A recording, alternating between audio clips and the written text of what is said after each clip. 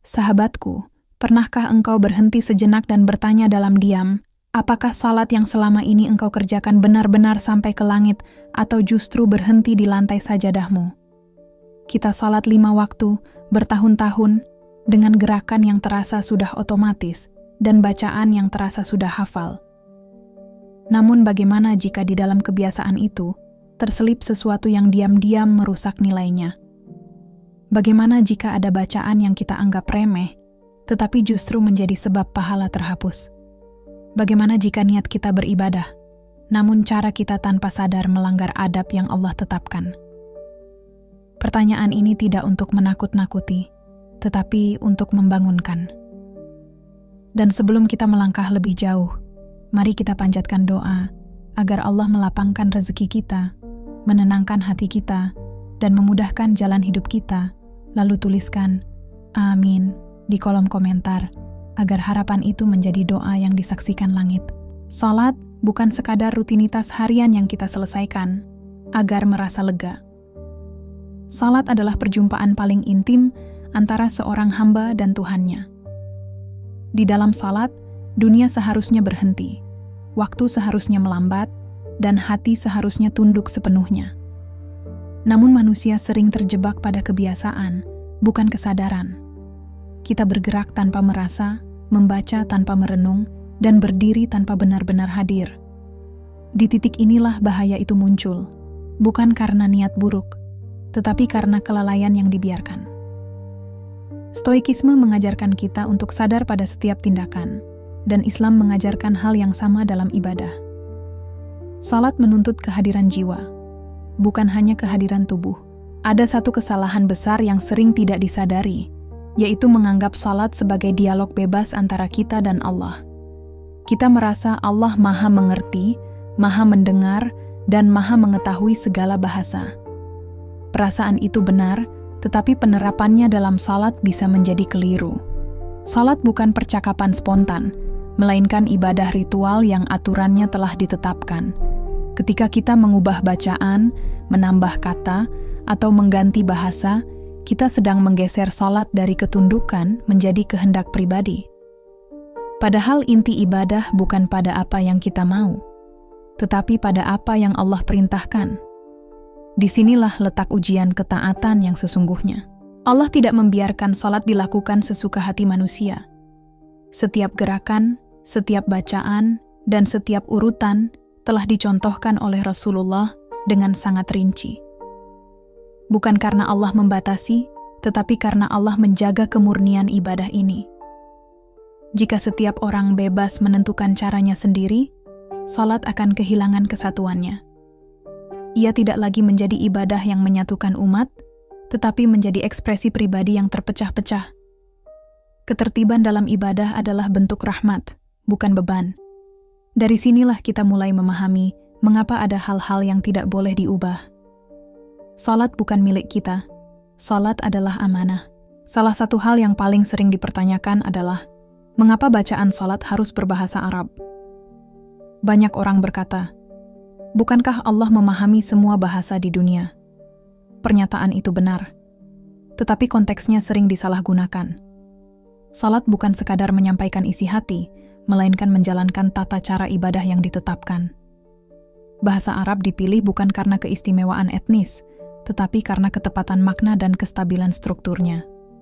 Bahasa ini menjaga lafaz agar tidak berubah dari generasi ke generasi.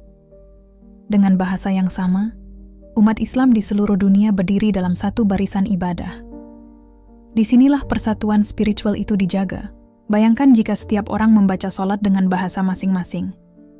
Ada yang membaca dalam bahasa Indonesia, ada yang dalam bahasa Jawa, ada yang dalam bahasa Inggris, dan ada yang dalam bahasa lain. Maka bentuk salat akan terpecah, tidak lagi seragam, dan tidak lagi mengikuti satu contoh. Salat kehilangan wajah aslinya yang diajarkan Rasulullah. Padahal Rasulullah dengan tegas bersabda agar kita salat sebagaimana beliau mencontohkan. Ini bukan soal bahasa, tetapi soal ketaatan. Dalam stoikisme, disiplin adalah kunci ketenangan batin. Dalam Islam, disiplin ibadah adalah kunci diterimanya amal. Bahasa Arab dalam salat bukan sekadar simbol, tetapi penjaga makna. Satu huruf, satu harakat, dapat mengubah arti secara total. Terjemahan tidak pernah mampu memuat seluruh kedalaman makna asli. Kalimat seperti Allahu Akbar tidak bisa sepenuhnya diterjemahkan dengan kalimat lain tanpa kehilangan ruhnya. Ketika kita menjaga bacaan, kita sedang menjaga makna. Ketika kita menjaga makna, kita sedang menjaga ibadah. Inilah mengapa mengganti bacaan wajib dengan bahasa lain bukan sekadar keliru, tetapi berbahaya. Kesalahan ini sering dilakukan karena ketidaktahuan, bukan kesengajaan. Dan ilmu hadir untuk menyelamatkan, bukan menghakimi. Islam tidak pernah menutup pintu kemudahan. Jika seseorang belum hafal bacaan salat, Allah tidak memaksanya berhenti beribadah. Rasulullah memberikan solusi yang penuh kasih dan kebijaksanaan. Orang yang belum mampu membaca Al-Fatihah diperbolehkan membaca zikir-zikir pendek. Namun kemudahan ini tetap berada dalam koridor ibadah, yaitu bahasa Arab. Artinya, kemudahan tidak berarti kebebasan tanpa batas. Allah meringankan, tetapi tidak mengubah aturan pokok. Disinilah keseimbangan Islam terlihat sangat indah.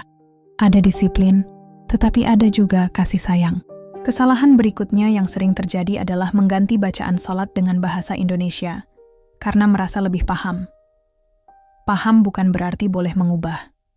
Salat bukan latihan pemahaman, tetapi latihan ketundukan. Para ulama sepakat bahwa bacaan wajib salat tidak boleh diganti dengan bahasa lain. Takbir, Al-Fatihah, bacaan rukuk, sujud, tasyahud, dan salam harus tetap dalam lafaz aslinya. Jika dilakukan dengan sengaja, salat menjadi batal. Bukan karena Allah tidak memahami bahasa kita, tetapi karena kita tidak mengikuti aturannya.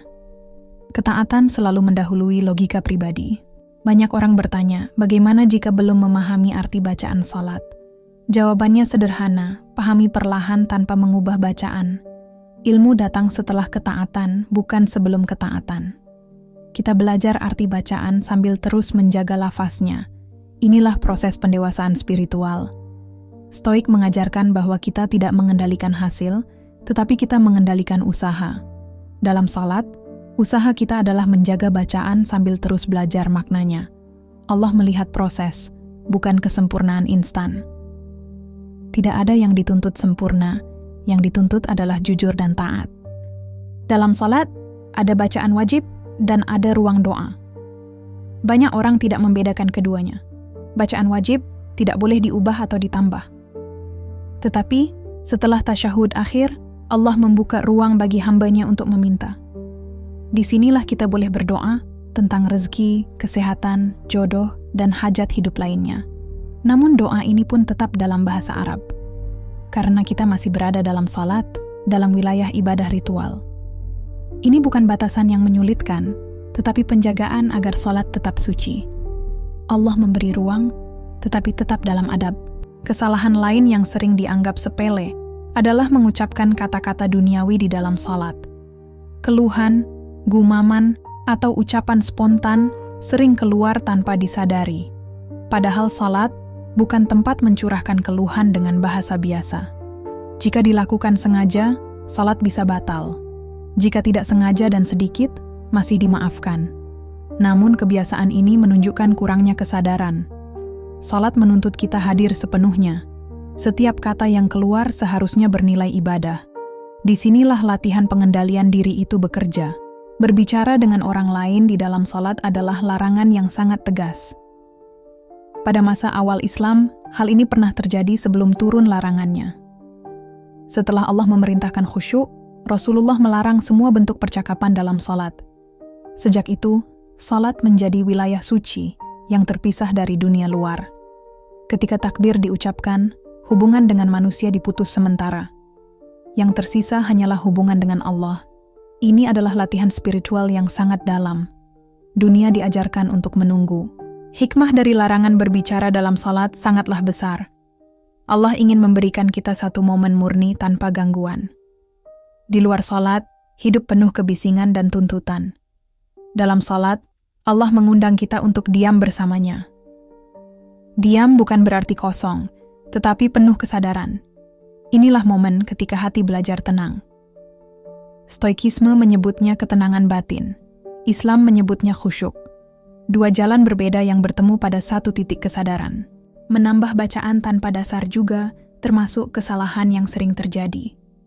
Niatnya mungkin baik, tetapi caranya keliru. Salat bukan tempat improvisasi ibadah. Kita tidak boleh menambah lafaz sesuka hati. Semua tambahan harus memiliki dasar yang jelas. Rasulullah tidak mengajarkan kebebasan tanpa batas dalam salat. Justru beliau menjaga agar ibadah ini tetap murni. Kebaikan niat tidak menghalalkan kesalahan cara. Dalam ibadah, cara adalah bagian dari ketaatan. Setelah Al-Fatihah, Rasulullah hampir selalu membaca surah lain. Ini adalah sunnah yang sangat ditekankan. Banyak orang terbiasa membaca surah pendek karena ingin cepat selesai. Padahal Rasulullah sering membaca surah yang panjang. Salat bukan lomba kecepatan. Salat adalah waktu terbaik untuk berdiri lama di hadapan Allah. Semakin lama berdiri, semakin banyak ayat yang dibaca, semakin dalam hubungan yang terjalin. Namun Rasulullah juga bijaksana dalam melihat kondisi jamaah. Beliau tidak pernah mempersulit orang lain. Ketika salat sendirian, Rasulullah membaca panjang. Ketika menjadi imam, beliau meringankan. Ini adalah keseimbangan antara kesempurnaan ibadah dan kasih sayang. Stoik mengajarkan keseimbangan antara prinsip dan realitas. Rasulullah mengajarkan hal yang sama dalam ibadah. Tidak kaku, tetapi tidak longgar. Tidak memaksakan, tetapi tidak meremehkan. Inilah teladan yang sering kita lupakan. Salat bukan hanya tentang diri kita, tetapi juga tentang orang lain. Rasulullah juga memperhatikan urutan surah dalam salat. Beliau membaca surah sesuai susunan Al-Quran. Tidak meloncat ke belakang tanpa alasan. Ini adalah adab yang jarang diperhatikan. Al-Quran memiliki urutan yang penuh hikmah. Mengikuti urutan itu adalah bagian dari penghormatan terhadap wahyu. Sekali lagi, ini bukan kewajiban mutlak, tetapi adab yang indah. Adab adalah cermin kedalaman iman. Semakin halus adab seseorang, semakin halus pula hubungannya dengan Allah. Ada waktu-waktu tertentu di mana Rasulullah memilih surah khusus. Salat subuh hari Jumat misalnya. Pada waktu ini, beliau membaca surah yang mengingatkan tentang penciptaan manusia dan hari kebangkitan. Ini bukan kebetulan, tetapi pendidikan spiritual. Rasulullah ingin memulai hari Jumat dengan kesadaran tentang asal-usul dan tujuan hidup. Kita sering memulai hari dengan kesibukan dunia. Rasulullah memulai hari dengan mengingat akhirat. Disinilah perbedaan arah hidup itu terlihat jelas. Islam juga memberikan keringanan bagi anak-anak dan orang yang baru belajar. Mereka boleh membaca surah pendek untuk memudahkan hafalan. Ini bukan pengurangan nilai ibadah, tetapi tahapan pembelajaran. Allah tidak menuntut kesempurnaan dari awal. Allah menuntut kejujuran dalam usaha. Setiap orang memiliki titik awal yang berbeda. Salat yang sederhana, tetapi dijaga lebih baik daripada salat panjang yang lalai. Allah melihat hati, bukan panjang bacaan. Ada adab khusus ketika imam membaca surah tertentu. Ketika sampai pada ayat penegasan kebenaran, makmum dianjurkan menjawab dengan pengakuan iman. Ini bukan tambahan sembarangan, tetapi bagian dari adab yang diajarkan. Ibadah memiliki lapisan-lapisan keindahan yang sering terlewatkan. Ketika kita memahami adab, salat tidak lagi terasa kaku. Ia menjadi hidup, penuh makna, dan penuh rasa. Namun semua itu tetap berada dalam batas yang diajarkan. Kebebasan selalu berada di dalam disiplin. Keringanan juga diberikan bagi orang yang belum hafal bacaan. Rasulullah tidak pernah menutup pintu salat bagi siapapun. Orang yang belum hafal boleh membaca zikir-zikir pendek. Salatnya tetap sah. Allah tidak mengusir hamba yang sedang belajar. Justru Allah menyambut mereka dengan rahmat. Yang terpenting adalah terus belajar dan tidak berhenti berusaha. Islam tidak menghukum ketidaksempurnaan. Islam menghargai ketulusan. Orang yang baru masuk Islam memiliki posisi yang sangat mulia. Mereka belajar dari nol, seringkali di usia dewasa. Rasulullah sangat lembut kepada mereka. salat mereka diterima walaupun bacaan belum sempurna. Ini menunjukkan bahwa Allah melihat niat dan usaha. Tidak ada alasan untuk merasa rendah atau malu. Setiap langkah kecil menuju Allah sangat berharga. Salat bukan soal siapa yang paling fasih. Salat adalah soal siapa yang paling tulus. Bahkan orang yang sakit, lanjut usia, atau sulit menghafal tetap memiliki tempat dalam ibadah. Allah tidak membebani di luar kemampuan. Zikir sederhana yang mampu diucapkan sudah cukup. Allah Maha mengetahui keterbatasan hambanya. Jangan pernah merasa ibadahmu sia-sia hanya karena bacaanmu terbata-bata. Rasulullah menjanjikan pahala ganda bagi mereka yang bersusah payah membaca. Kesulitanmu bukan penghalang, tetapi justru jalan pahala. Dari semua pembahasan ini, kita belajar satu hal penting. Salat bukan hanya soal gerakan, tetapi soal adab dan ketundukan. Tidak semua yang terasa baik boleh dilakukan. Tidak semua niat baik benar caranya. Salat mengajarkan kita untuk tunduk, sabar, dan disiplin. Inilah latihan jiwa yang paling dalam. Semoga setelah ini, salat kita menjadi lebih terjaga, lebih sadar, dan lebih bernilai di sisi Allah. Dan ingatlah, Allah tidak mencari kesempurnaan. Allah mencari hati yang kembali. Sahabatku, ada kebiasaan kecil yang sering kita anggap remeh, yaitu membaca salat sekadar agar cepat selesai. Kita berdiri, rukuk, sujud, lalu salam, seolah sedang menuntaskan daftar tugas harian. Padahal salat bukan tugas, salat adalah pertemuan. Dalam pertemuan, yang paling penting bukan cepatnya selesai, tetapi hadirnya hati. Stoik mengajarkan bahwa kualitas hidup ditentukan oleh kualitas perhatian. Maka kualitas salat pun ditentukan oleh seberapa utuh perhatian kita kepada Allah. Ketika perhatian pecah, pahala pun ikut menyusut. Dan itulah sebabnya ilmu tentang bacaan yang benar menjadi benteng pertama untuk menjaga ibadah. Banyak orang baru sadar setelah bertahun-tahun bahwa ada bacaan wajib yang selama ini keliru pelafalannya. Satu huruf yang bergeser bisa mengubah arti, dan arti yang berubah bisa mengubah maksud doa. Ini bukan untuk membuat kita panik, tetapi untuk membuat kita kembali belajar dengan rendah hati. Allah Maha Pengampun bagi yang jujur memperbaiki diri. Namun kelalaian yang terus dibiarkan adalah bentuk ketidakseriusan. Dalam jalan stoik, seseorang dinilai dari kesediaannya memperbaiki diri setiap hari. Dalam jalan iman, seseorang ditinggikan karena taubat dan perbaikan yang konsisten. Maka jangan malu untuk mengulang, jangan gengsi untuk bertanya, dan jangan bosan untuk membetulkan. Karena salat adalah tiang agama, dan tiang harus lurus agar bangunan kokoh. Ada juga orang yang membaca bacaan salat dengan benar, tetapi hatinya tidak memahami apa-apa. Ini sering membuatnya merasa hambar, seolah salat hanya ritual kosong. Namun ketahuilah, pemahaman itu memang bertumbuh perlahan. Kita tidak diwajibkan langsung menjadi ahli makna, tetapi diwajibkan menjaga ketaatan pada lafaz. Seperti menanam pohon, akar harus kuat dulu sebelum buah muncul. Bacaan yang dijaga adalah akar, dan makna yang dipahami adalah buah. Jika akar dibiarkan rusak, buah tak akan pernah lahir. Maka tugas kita sederhana, belajar makna sedikit demi sedikit, tanpa mengubah apa yang sudah ditetapkan. Dari situ, kekhusyukan mulai tumbuh tanpa kita paksa. Sahabatku, salat adalah sekolah untuk jiwa.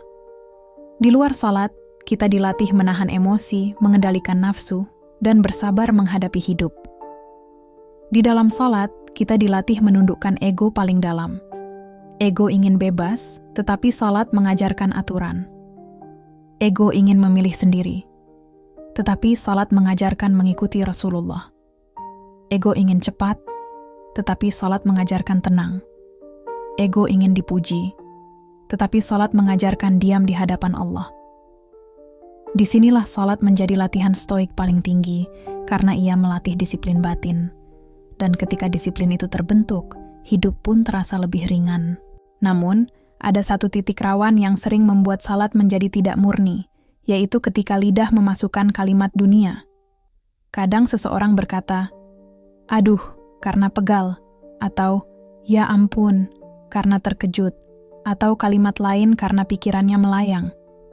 Jika ini terjadi tanpa sengaja, Islam memaafkan, tetapi kita tetap perlu waspada. Karena hal kecil yang terus dibiarkan akan menjadi kebiasaan. Kebiasaan adalah pintu besar yang sering tidak terlihat. Stoik menyebutnya pembentukan karakter melalui repetisi. Islam menyebutnya istiqomah, baik dalam kebaikan maupun kelalaian. Maka jagalah mulutmu di dalam sholat, agar sholat menjaga hatimu di luar sholat. Ada pula yang menyelipkan doa-doa panjang di tengah rukuk dan sujud dengan bahasa sendiri. Mereka merasa sedang mendekatkan diri, padahal tanpa sadar melanggar batas. Bukan berarti doa itu buruk, tetapi tempatnya harus tepat. Islam bukan hanya mengajarkan apa yang baik, tetapi juga kapan dan di mana kebaikan itu dilakukan. Doa pribadi memiliki ruang, tetapi bukan pada bagian bacaan wajib yang sudah ditentukan. Jika kita ingin menumpahkan hajat, lakukanlah di tempat yang dibolehkan, terutama setelah tasyahud akhir. Disitulah pintu permintaan dibuka dengan adab. Ketika adab dijaga, doa menjadi lebih layak diangkat. Dan ketika doa layak diangkat, hati menjadi lebih tenang. Sahabatku, ketenangan bukan hadiah yang datang tiba-tiba. Ketenangan adalah hasil dari hidup yang tertata, dan sholat adalah puncak penataan itu. Ketika sholat tertib, hidup pun lebih mudah tertib. Ketika bacaan sholat dijaga, ucapan di luar sholat pun lebih mudah dijaga. Ketika gerakan sholat dilakukan dengan sadar, tindakan harian pun lebih sadar. Inilah rahasia mengapa sholat mencegah perbuatan keji dan mungkar. Ia bukan sekadar larangan, tetapi latihan kesadaran. Dan kesadaran adalah benteng paling kuat dari dosa. Maka jika kita ingin hidup lebih bersih, mulailah dengan salat yang lebih benar. Mari kita masuk lebih dalam tentang bacaan wajib yang tidak boleh diganti, terutama Al-Fatihah. Al-Fatihah bukan sekadar surah pembuka, ia adalah inti dialog ibadah. Ia mengandung pujian, penghambaan, permohonan, dan petunjuk jalan lurus. Karena itu, menggantinya dengan bahasa lain berarti mengganti struktur ibadah yang telah Allah tetapkan. Sebagian orang berpikir, yang penting artinya sama. Padahal dalam ibadah, lafaz juga bagian dari ketaatan. Lafaz wahyu bukan karya manusia, dan bukan untuk diubah sesuai selera. Jika kita ingin memahami artinya, pelajari terjemahnya di luar salat. Tetapi di dalam salat, jagalah bentuknya. Lalu bagaimana jika seseorang benar-benar belum mampu membaca Al-Fatihah? Islam membuka pintu kemudahan, tetapi tidak membuka pintu kesembronoan. Rasulullah mengajarkan bacaan pengganti berupa zikir-zikir pendek. Subhanallah, Alhamdulillah, La ilaha illallah, dan Allahu Akbar menjadi penopang sementara. Ini bukan alasan untuk berhenti belajar, tetapi jembatan agar seseorang tetap salat sambil belajar. Allah tidak ingin hambanya menunda salat hanya karena belum sempurna. Allah ingin hambanya datang dulu, lalu memperbaiki langkahnya perlahan. Seperti seseorang yang belajar berjalan, ia jatuh, lalu bangun lagi. Dan setiap bangun itu dicatat sebagai kesungguhan. Dalam hidup, kita sering menunda kebaikan sampai merasa siap. Kita menunda salat sampai merasa khusyuk, menunda belajar sampai merasa sempat, menunda taubat sampai merasa pantas. Padahal kesiapan itu sering tidak pernah datang. Islam mengajarkan, lakukan dulu, perbaiki sambil jalan. Stoik pun mengajarkan hal yang sama, bahwa tindakan mendahului motivasi. Jika kita menunggu hati sempurna, kita akan berhenti di tempat. Maka jangan tunggu sempurna untuk mulai menjaga bacaan salat. Mulailah dari yang kamu bisa, lalu tingkatkan perlahan. Allah mencintai amal kecil yang konsisten. Dan konsistensi adalah jalan menuju keteguhan jiwa. Ada juga pertanyaan yang sering muncul, apakah doa dalam salat boleh tentang urusan dunia? Jawabannya, boleh pada ruang yang dibolehkan. Setelah tasyahud akhir, sebelum salam, kita boleh memohon apa saja yang baik. Rezeki yang halal, kesehatan yang berkah, keluarga yang sakinah, dan pertolongan dalam kesulitan hidup. Namun doa itu tetap dijaga dalam bentuk doa, bukan obrolan. Ada perbedaan antara meminta dengan adab dan mengeluh dengan kalimat duniawi. Dalam salat, Kita belajar meminta dengan tenang, bukan meratap dengan liar. Kita belajar menyampaikan hajat tanpa kehilangan hormat. Dan ketika adab itu terbentuk, bahkan di luar salat pun kita menjadi manusia yang lebih terukur. Inilah buah dari ibadah yang benar. Sahabatku, salat mengajarkan kita bahwa tidak semua emosi harus diluapkan. Kadang kita sedih, marah, kecewa, dan lelah, tetapi salat tidak mengizinkan kita menumpahkan semuanya dengan kata-kata sembarangan. Salat mengajarkan menata, bukan melampiaskan. Stoik menyebutnya pengendalian reaksi terhadap keadaan. Islam menyebutnya sabar dan tawakal. Ketika seseorang bisa menahan lidahnya di hadapan Allah, ia akan lebih mudah menahan lidahnya di hadapan manusia.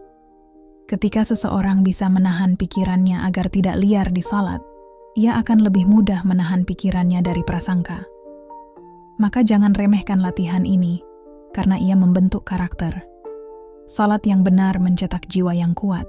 Namun ada sisi lain yang sangat halus, yaitu perasaan sombong dalam ibadah. Ada yang merasa bacaan dan gerakannya sudah benar, lalu meremehkan yang lain. Ini adalah penyakit yang diam-diam merusak amal. Salat bukan ajang membandingkan, salat adalah ajang merendahkan diri.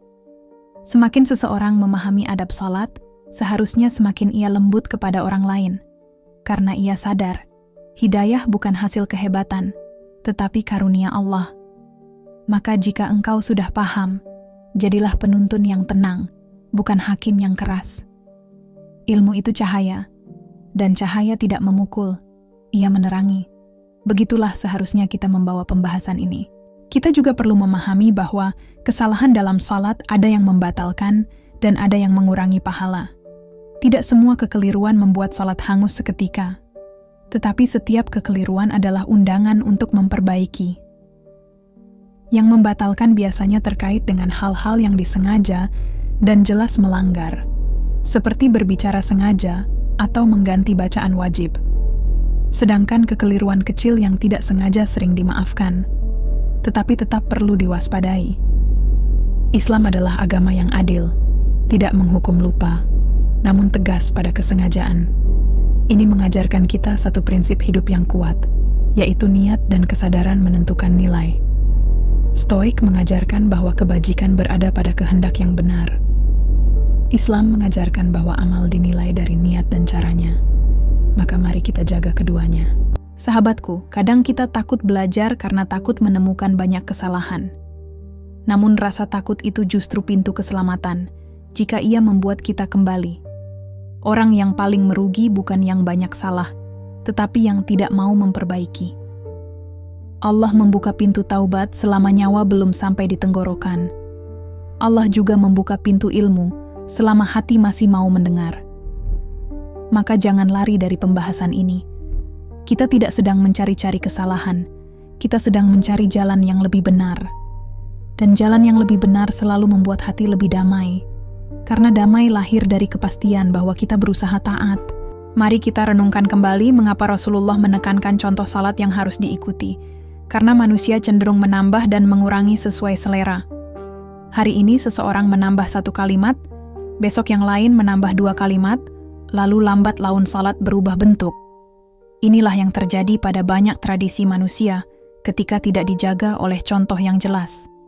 Islam menjaga ibadah dengan rantai teladan, dari Rasulullah kepada para sahabat, lalu kepada ulama. Ini bukan keterikatan buta, tetapi penjagaan agar ibadah tidak menyimpang. Seperti sungai yang butuh tepi agar tidak melebar tak terkendali. Tepi itu bukan penjara, tetapi pelindung. Dan pelindung itu bernama sunnah. Sahabatku, dalam salat ada kemuliaan yang tidak bisa digantikan oleh apapun di dunia. Bahkan jika engkau memiliki harta, kekuasaan, dan pujian manusia, semua itu tidak setara dengan satu sujud yang diterima. Karena dalam sujud, engkau menempatkan dirimu pada posisi paling rendah, dan Allah mengangkatmu pada posisi paling tinggi. Namun kemuliaan itu menuntut adab. Kita tidak masuk ke hadapan Allah dengan sembarangan. Kita masuk dengan bacaan yang benar, tata cara yang benar, dan hati yang sadar. Ini bukan untuk memberatkan, tetapi untuk memuliakan. Jika engkau ingin hadiah yang agung, engkau menjaga pintunya dengan baik. Dan pintu itu adalah salat. Kadang orang berkata, yang penting hatinya, seolah bacaan dan tata cara bisa dikesampingkan. Padahal hati dan tata cara bukan musuh, keduanya saling menguatkan. Hati tanpa tata cara mudah tersesat, dan tata cara tanpa hati mudah hampa. Islam menyatukan keduanya, ketaatan lahir dan kekhusyukan batin. Stoik pun menekankan kesatuan antara pikiran yang jernih dan tindakan yang benar. Maka jangan pilih salah satu, jagalah dua-duanya. Perbaiki bacaan dan pelajari maknanya. Perbaiki gerakan dan hadirlah dengan jiwa. Dari situ, salat menjadi kekuatan yang mengubah hidup. Sahabatku, jika engkau merasa salatmu selama ini terasa berat, mungkin bukan karena salatnya yang berat, tetapi karena hatimu belum menemukan maknanya. Dan makna itu sering muncul ketika kita mulai menjaga detail. Detail yang dijaga membuat ibadah terasa hidup. Ketika engkau tahu mana bacaan wajib dan mana ruang doa, engkau tidak lagi bingung. Ketika engkau tahu mana yang membatalkan dan mana yang dimaafkan, engkau lebih tenang. Ketenangan lahir dari kejelasan. Kejelasan lahir dari ilmu. Dan ilmu lahir dari kerendahan hati untuk belajar. Maka teruslah bersama pembahasan ini sampai tuntas. Dalam perjalanan spiritual, ada momen ketika seseorang sadar bahwa ia telah lama berjalan, tetapi mungkin di jalur yang kurang tepat. Momen itu menyakitkan, namun menyelamatkan.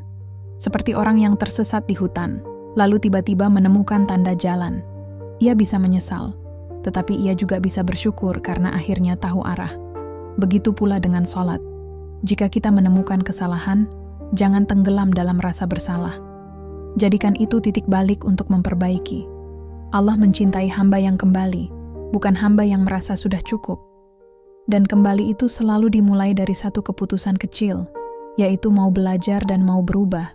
Sahabatku, setelah fondasi bacaan dan adab salat kita pahami, kini kita memasuki wilayah yang lebih dalam, yaitu kehadiran hati. Banyak orang salatnya sah, tetapi jiwanya belum benar-benar hadir.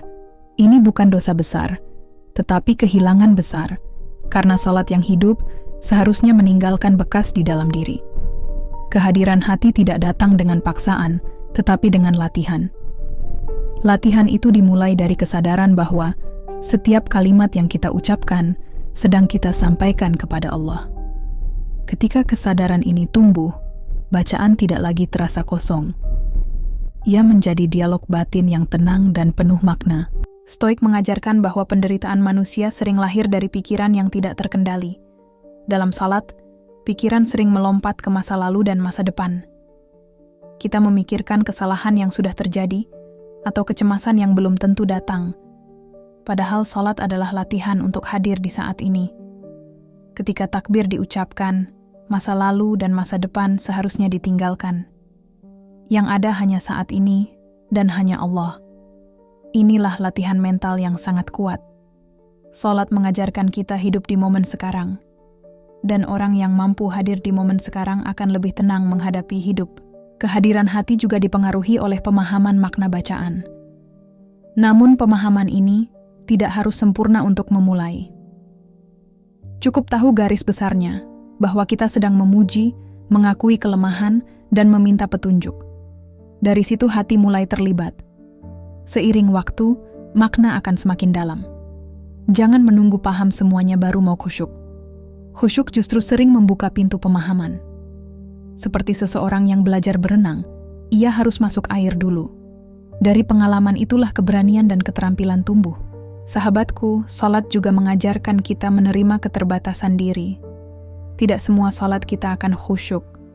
Ada hari di mana hati terasa berat, pikiran terasa bising, dan tubuh terasa lelah. Islam tidak menuntut kita selalu berada di puncak. Islam menuntut kita tetap datang, meski sedang lemah. Datang dengan bacaan yang dijaga, meski hati belum sempurna.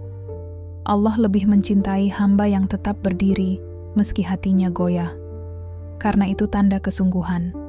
Dan kesungguhan adalah bahasa yang sangat Allah pahami. Jangan pernah berkata, salatku tidak khusyuk, jadi percuma. Kalimat itu adalah bisikan yang berbahaya. Tidak ada salat yang sia-sia jika dilakukan sesuai aturan dan niatnya benar. Bahkan salat yang terasa berat pun tetap bernilai. Seperti obat pahit yang tetap menyembuhkan meski tidak enak. Salat yang dijaga bacaan dan adabnya tetap membentuk jiwa meski kita belum merasakannya langsung. Perubahan sering bekerja diam-diam.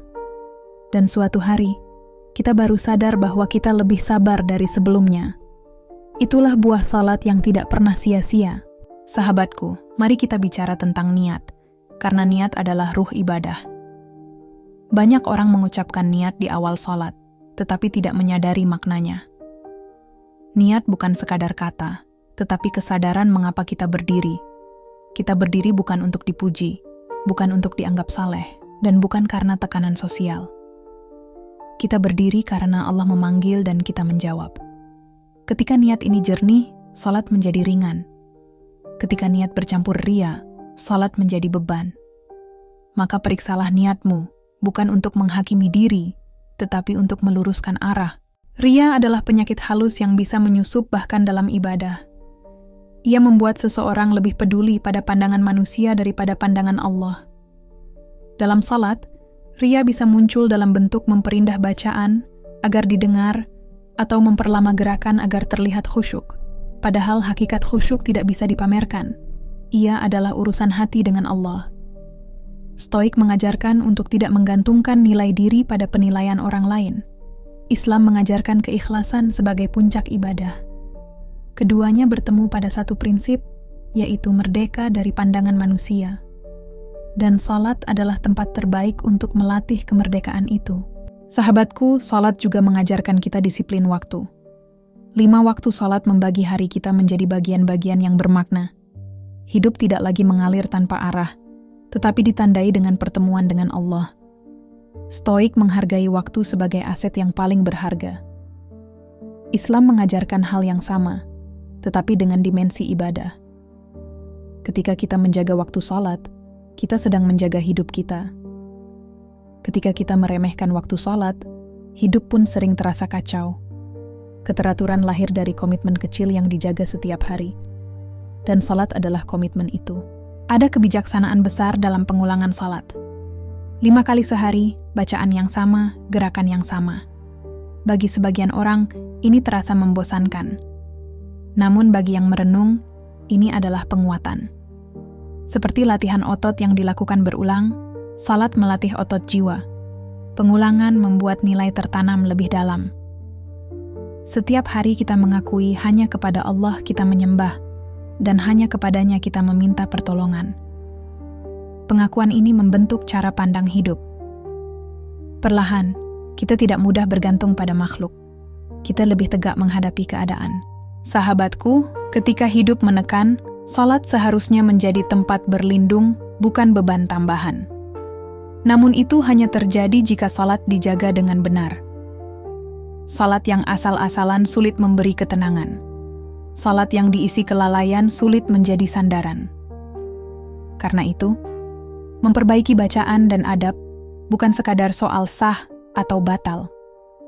Ini soal apakah salat kita berfungsi sebagaimana mestinya. Apakah ia menjadi cahaya atau hanya gerakan kosong? Allah menjadikan salat sebagai penolong, bukan formalitas. Dan penolong hanya efektif jika digunakan dengan benar. Sahabatku, mari kita jujur pada diri sendiri. Berapa kali kita salat sambil terburu-buru, hanya ingin segera selesai. Kita berdiri, tetapi pikiran sudah di luar masjid.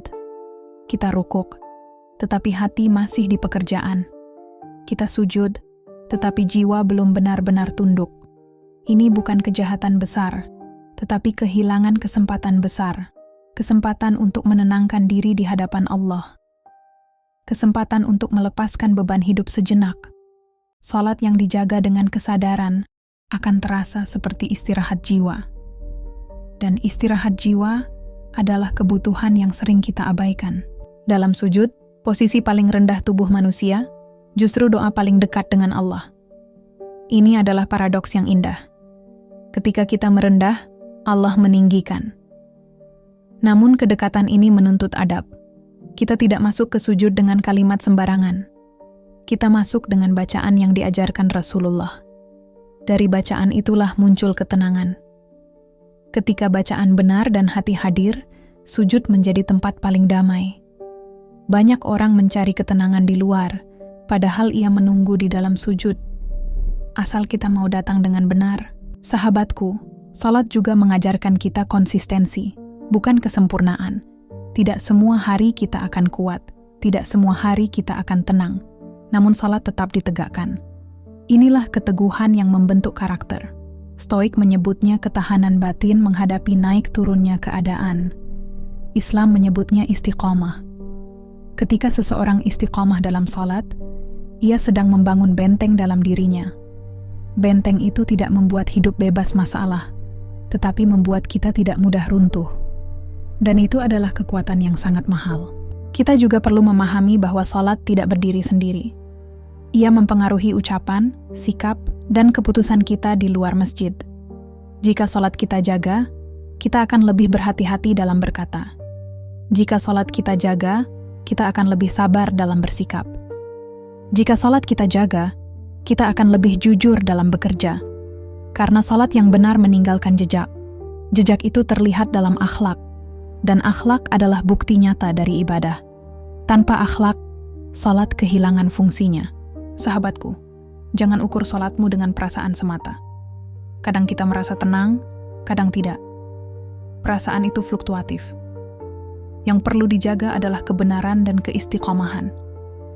Selama bacaan dijaga, adab dijaga, dan niat diluruskan, salatmu berada di jalur yang benar. Rasa akan mengikuti pada waktunya. Seperti tanah yang disiram terus-menerus, suatu hari ia akan subur. Jangan mencabut benih hanya karena belum melihat tunas. Bersabarlah dengan proses. Allah bekerja dengan caranya sendiri. Sahabatku, mari kita kembali pada satu prinsip penting. Salat bukan untuk Allah, tetapi untuk kita. Allah tidak membutuhkan ibadah kita. Kitalah yang membutuhkan salat agar hati kita lurus. Ketika salat rusak, yang rugi bukan Allah, tetapi kita. Ketika salat terjaga, yang diuntungkan adalah hidup kita sendiri. Karena itu, memperbaiki salat adalah bentuk kasih sayang kepada diri sendiri. Kita sedang menyelamatkan jiwa kita dari kekacauan. Dan keselamatan jiwa adalah investasi terbesar manusia.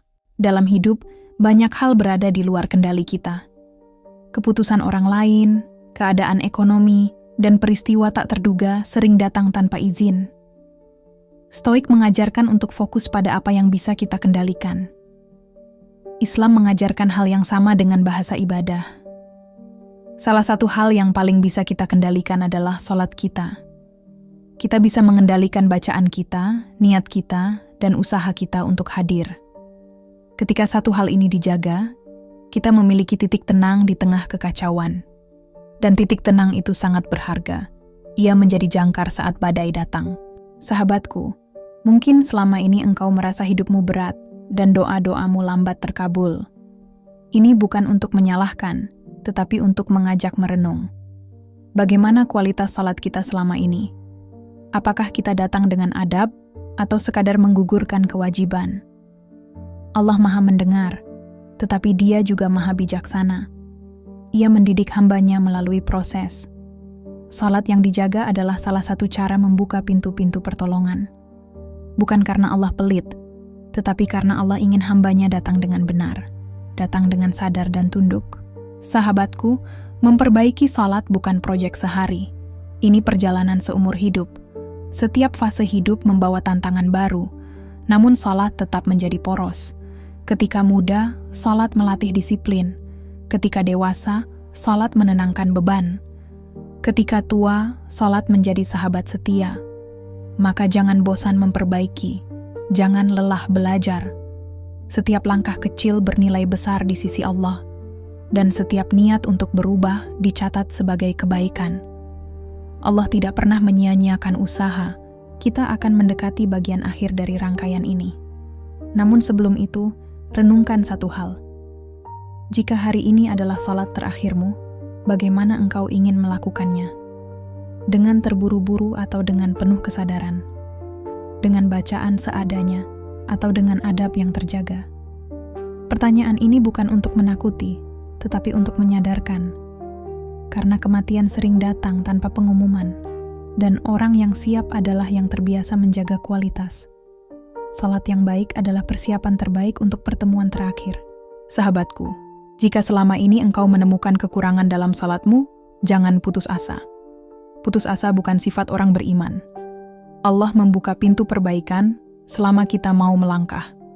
Bahkan satu niat untuk memperbaiki sudah bernilai ibadah.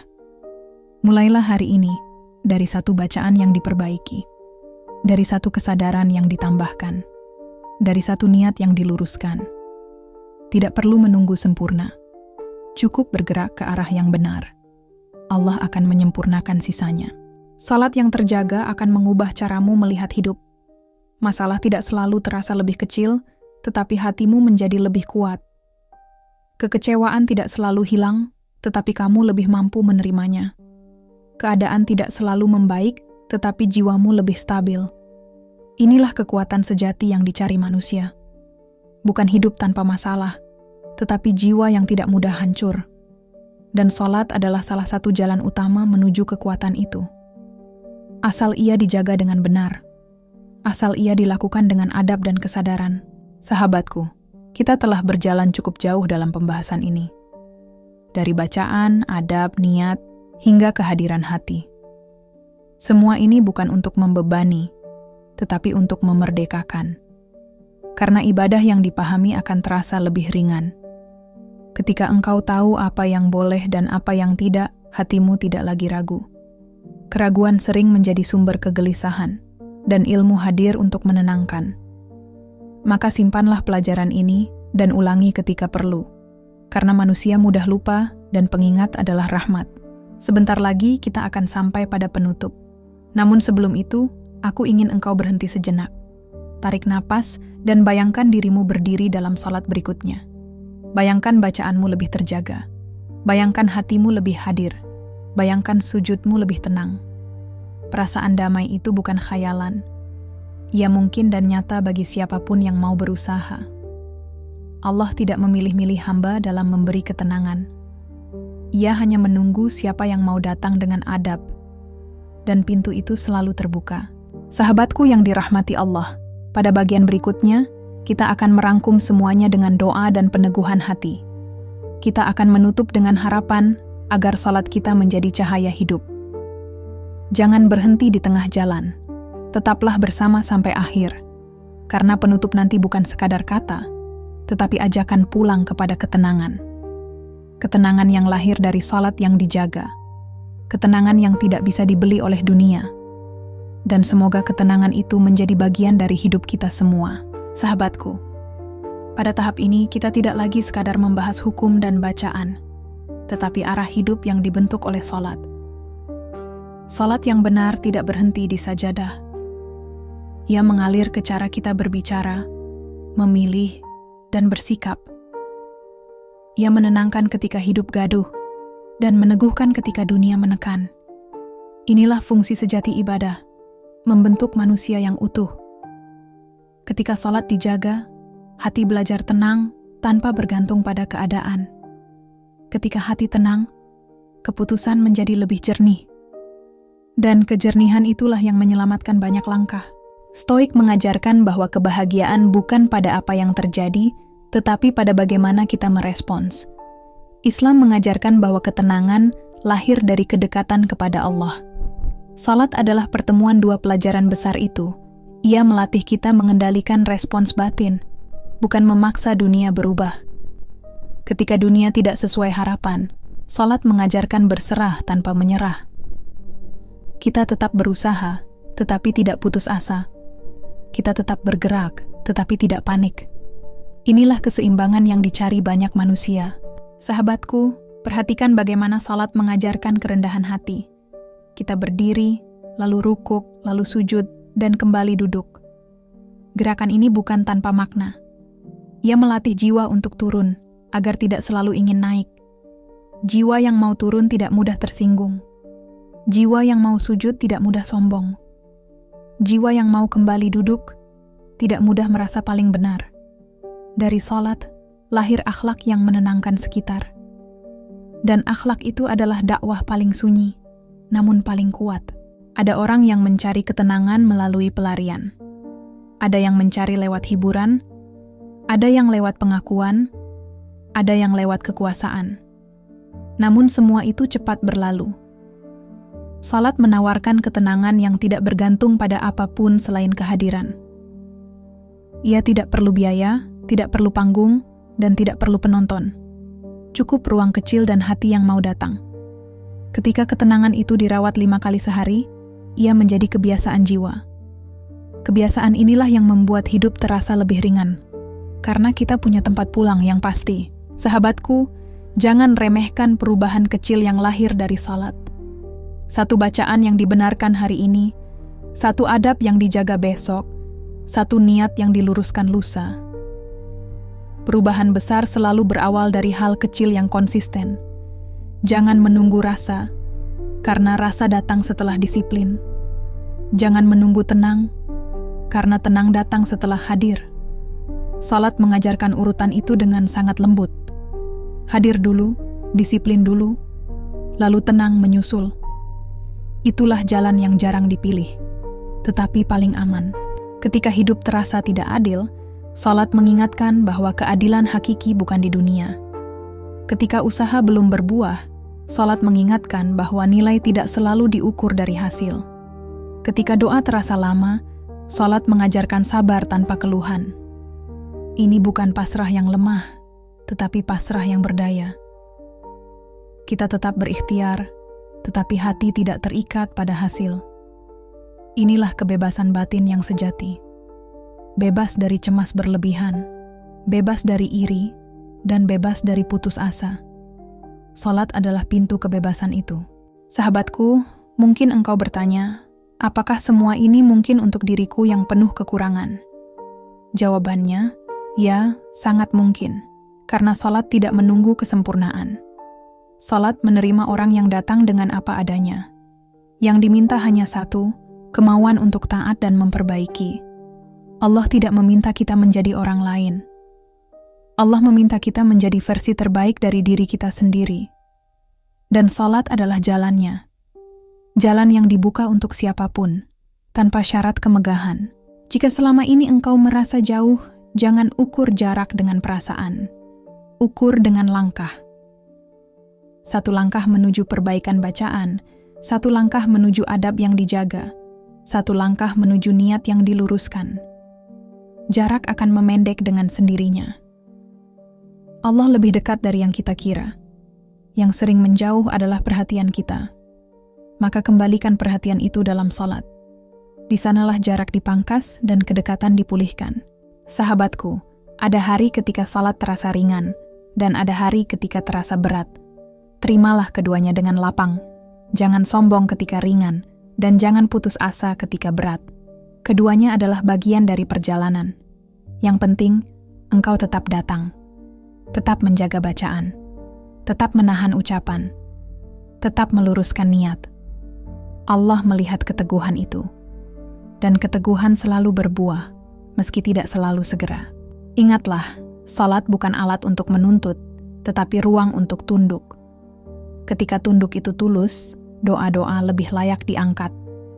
Bukan karena lafaz yang indah, tetapi karena adab yang terjaga. Allah mencintai hamba yang datang dengan rendah hati. Rendah hati dalam bacaan, rendah hati dalam gerakan, dan rendah hati dalam harapan. Dari kerendahan itulah pertolongan sering datang tanpa diduga. Dan ketika datang, ia terasa tepat waktu. Karena Allah Maha Mengetahui. Sahabatku, jika video ini menemanimu hingga sejauh ini, berarti ada niat baik di hatimu. Niat untuk memperbaiki, niat untuk lebih sadar, dan niat untuk lebih dekat. Rawat niat itu. Jangan biarkan ia padam oleh kesibukan. Jadikan salat sebagai poros harianmu. Kembali kepadanya ketika lelah, kembali kepadanya ketika bingung, kembali kepadanya ketika senang, agar tidak lupa diri. Salat adalah jangkar yang menjaga kita tetap utuh. Di luar sana, banyak suara memanggil perhatianmu, banyak hal ingin kau kejar, namun tidak semuanya layak menjadi tujuan. Salat mengajarkan memilah, mana yang perlu dikejar dan mana yang cukup dilepas, mana yang harus diperjuangkan dan mana yang perlu diserahkan. Dari salat, lahir kebijaksanaan memilih. Dan kebijaksanaan memilih adalah kunci hidup yang damai. Karena tidak semua pertarungan perlu dimenangkan. Ada yang cukup diterima dengan lapang. Sahabatku, jika engkau ingin hidup yang lebih tertata, mulailah dengan waktu salat yang tertata. Jika engkau ingin hati yang lebih tenang, mulailah dengan bacaan yang lebih dijaga. Jika engkau ingin jiwa yang lebih kuat, mulailah dengan niat yang lebih jujur. Tidak ada jalan pintas, tetapi ada jalan pasti. Jalan itu telah diajarkan, dicontohkan, dan dijaga. Kita hanya diminta untuk melangkah di atasnya, dengan sabar, dengan rendah hati, dan dengan harap. Kita tidak tahu berapa lama lagi diberi waktu, namun kita tahu apa yang bisa dilakukan hari ini. Perbaiki satu bacaan, jaga satu adab, hadirkan satu kesadaran. 3 hal kecil itu sudah cukup untuk memulai. Jangan menunda, karena penundaan sering mencuri niat baik. Dan niat baik yang dijalankan hari ini lebih bernilai daripada rencana sempurna yang tak pernah dimulai. Salat mengajarkan itu setiap hari. Datang tepat waktu, lakukan dengan benar, dan selesai dengan tenang. Sahabatku, semoga setelah ini salat kita bukan hanya sah, tetapi hidup. Bukan hanya rutin, tetapi bermakna. Bukan hanya kewajiban, tetapi kebutuhan. Kebutuhan jiwa untuk kembali tenang. Kebutuhan akal untuk kembali jernih. Kebutuhan hati untuk kembali lurus. Jika itu terwujud, hidup pun akan mengikuti. Karena jiwa yang tertata akan menata hidupnya sendiri. Sebelum kita benar-benar menutup, mari kita tundukkan hati sejenak. Kita mohon kepada Allah dengan penuh harap dan adab. Ya Allah, luruskanlah bacaan kami, jaga adab kami, dan hidupkan hati kami dalam salat. Lapangkanlah rezeki kami, berkahkan usaha kami, mudahkan urusan kami, dan tenangkan jiwa kami. Jauhkan kami dari kelalaian yang merusak amal. Dekatkan kami pada ketaatan yang Engkau cintai. Kabulkanlah doa kami dengan caramu yang paling baik. Sahabatku, jika doa ini sampai ke hatimu, mari kita aminkan bersama. Tuliskan amin di kolom komentar. Bukan karena tulisan itu yang mengabulkan, tetapi karena kebersamaan doa itu menjadi saksi niat. Semoga setiap amin yang tertulis menjadi pintu rezeki, menjadi jalan kemudahan, menjadi sebab ketenangan, dan menjadi cahaya di hari ketika semua manusia membutuhkan cahaya. Terima kasih karena telah menyimak dengan sabar. Kesabaran adalah tanda kesungguhan. Dan kesungguhan adalah bahasa yang sangat Allah pahami. Jika ada kekeliruan kata, kekurangan penyampaian, atau keterbatasan ilmu, mohon dimaafkan. Kebenaran sejati hanya milik Allah. Kita semua sedang belajar, sedang berjalan, dan sedang berusaha pulang. Pulang kepada ketenangan yang hakiki. Sahabatku, jika pembahasan ini bermanfaat, jangan simpan sendiri. Bagikan kepada orang yang kamu sayangi. Bisa jadi ini menjadi sebab kebaikan yang mengalir. Kebaikan yang mengalir tidak pernah berhenti pada satu orang. Ia bergerak, menenangkan, dan menyelamatkan. Dan orang yang menjadi sebabnya akan mendapat bagian pahala. Tanpa harus tampil, tanpa harus disebut. Cukup Allah yang tahu. Jangan lupa untuk kembali lagi. Karena perjalanan ini tidak selesai di satu video. Kita akan terus membahas, merenung, dan menenangkan bersama. Dengan langkah kecil, tetapi konsisten. Dengan bahasa yang lembut, tetapi tegas pada kebenaran. Dengan niat untuk saling menguatkan, karena hidup terlalu berat untuk dijalani sendirian. Dan ilmu adalah teman terbaik di jalan panjang ini. Sahabatku, sebelum berpisah, izinkan aku mengingatkan satu hal. Salat yang kau jaga hari ini akan menjagamu di hari yang tak terduga. Ia akan berdiri ketika yang lain pergi. Ia akan menenangkan ketika yang lain mengecewakan. Ia akan menyelamatkan ketika yang lain tak berdaya. Jangan lepaskan penjaga itu. Rawatlah dengan adab dan cinta. Jika hatimu merasakan ketenangan kecil saat mendengar ini, pertahankanlah. Ketenangan kecil adalah tanda arah yang benar. Dari kecil ia tumbuh. Dari tumbuh ia menguat. Dari kuat ia menetap. Dan ketika menetap, hidup pun terasa lebih ramah. Itulah tujuan kita bersama. Bukan hidup tanpa masalah, tetapi jiwa yang sanggup menghadapinya. Sahabatku, terima kasih telah berjalan sejauh ini. Terima kasih telah memberi waktu untuk merenung. Terima kasih telah membuka hati untuk belajar. Semoga langkahmu selepas ini lebih ringan. Semoga salatmu lebih terjaga. Dan semoga Allah memberkahi setiap niat baikmu. Jangan lupa untuk mendukung dengan cara sederhana. Tekan tombol suka jika bermanfaat. Tulis komentar sebagai penguat kebersamaan. Dan berlangganan agar kita bisa terus bertemu dalam renungan-renungan berikutnya. Setiap dukunganmu membantu pesan ini menjangkau lebih banyak hati. Dan semakin banyak hati yang tenang, semakin baik dunia ini. Kebaikan selalu menemukan jalannya. Sampai jumpa di perenungan berikutnya. Tetap jaga salatmu, tetap jaga hatimu, tetap jaga niatmu. Ini adalah rumah bagi jiwa yang ingin tenang. Aku pamit dengan penuh doa dan harap. Wassalamualaikum warahmatullahi wabarakatuh. Salam hening dan makna dari channel Kata Abadi.